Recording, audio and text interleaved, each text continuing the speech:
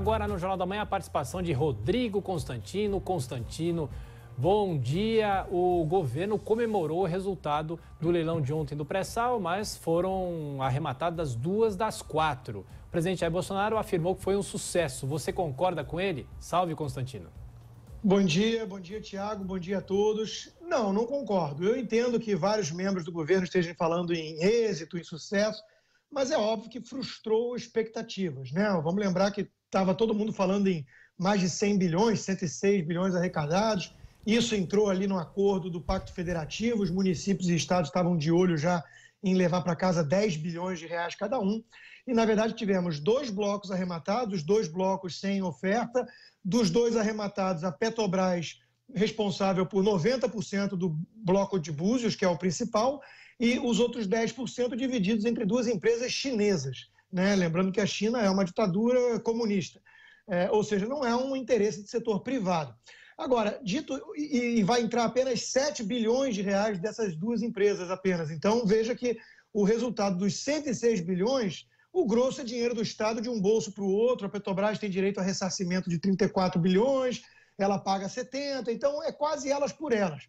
Agora, o problema é avaliar o que aconteceu, né? Isso é interessante, porque, de fato, não há um sinal de que seja algum indicativo de que a situação macroeconômica ou política vai mal. Não foi isso que aconteceu, foi muito mais um problema específico do leilão, do modelo de partilha desenhado na época do PT ainda, e muito ruim, o de concessão que seria preferido pelo governo já não é o ideal é privatizar e vender de fato o direito de uso total daquele bloco para a empresa privada. E, além de tudo, teve a questão também de terem que negociar com a própria Petrobras, que já operava o campo e já fez investimentos e teria direito, então, a indenizações. E aí isso gera sempre uma incerteza na negociação. Então, foi muito mais um fator específico do modelo do leilão e da presença da Petrobras como estatal ali, do que de fatores macroeconômicos que afugentaram interesses de investidores no país, né? Não é essa a leitura correta. Então, nesse aspecto, tudo bem, não é realmente uma grande decepção, algo muito alarmante para o país. E entra dinheiro e tudo mais, então não é o fim do mundo. Mas, claro que não foi um êxito, né? Foi uma decepção nesse sentido e tem que rever exatamente o modelo e mais do que o modelo, né? Eu sei que o presidente já se mostrou simpático a isso e, sem sombra de dúvidas, o seu ministro Paulo Guedes e o secretário de Desestatização Salim Matar são 2 entusiastas do assunto. É, de fato, privatizar a Petrobras. A sua existência como empresa estatal é um fator de incômodo nessa situação toda, né? Os Estados Unidos consideram o petróleo mais estratégico ainda do que o Brasil. Vamos lembrar que os Estados Unidos são o xerife do mundo. É uma economia muito mais pujante, industrialmente falando e tudo mais. Então, falar em setor estratégico de petróleo é muito mais estratégico para os Estados Unidos. E não existe a Petro USA. O que existem são dezenas de empresas privadas, nacionais ou estrangeiras, operando nesse setor de forma competitiva. E está aí a revolução energética pela qual o país está passando, com o fracking, shale gas e tudo isso. Ou seja, deixe o mercado em paz com empresas privadas competindo, porque esse é o melhor mecanismo. Essa é a principal lição que deveria ser tirada com esse relativo fracasso do tal mega leilão.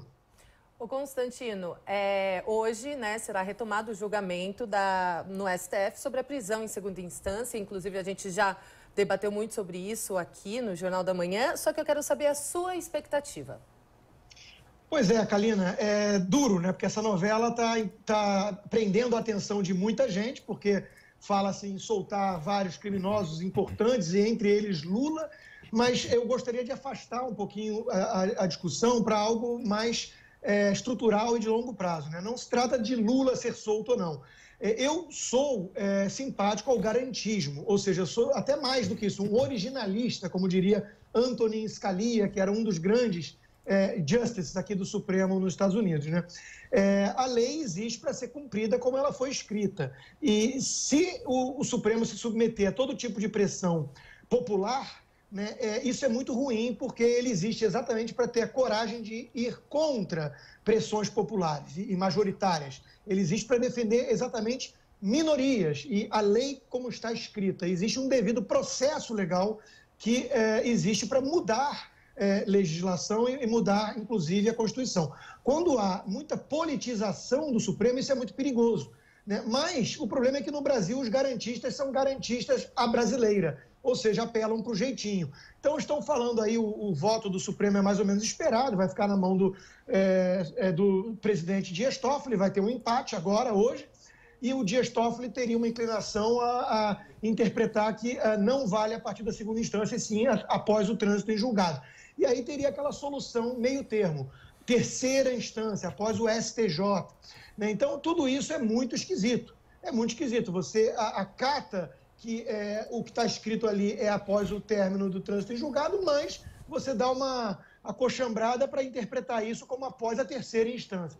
Né? É tudo muito ruim, é tudo muito estranho, e eu acho que há males que vêm para o bem. Ou seja, é óbvio que eu não vou gostar do resultado, que tende a ser esse, e que isso sirva, então, de pressão definitiva, e já está acontecendo mobilizações nessa direção, para que o Legislativo, os senadores que estão recolhendo assinaturas e pressionando, e os deputados mudem a lei, façam uma PEC, para que, então, seja clareada a interpretação da lei, para não deixar margem a dúvidas, porque, de fato, como está escrito hoje, existe margem para dúvidas. Tanto é que já houve uma interpretação, agora estamos com a jurisprudência valendo e está tendo outra discussão e está meio a meio, ou seja, mostra como o assunto é delicado.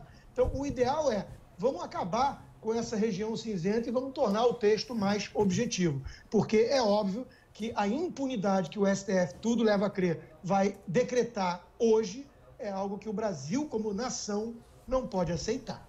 E a Jovem Pan vai acompanhar durante todo o dia. Rodrigo Constantino, bom trabalho para você. Até mais tarde. Bom dia a todos.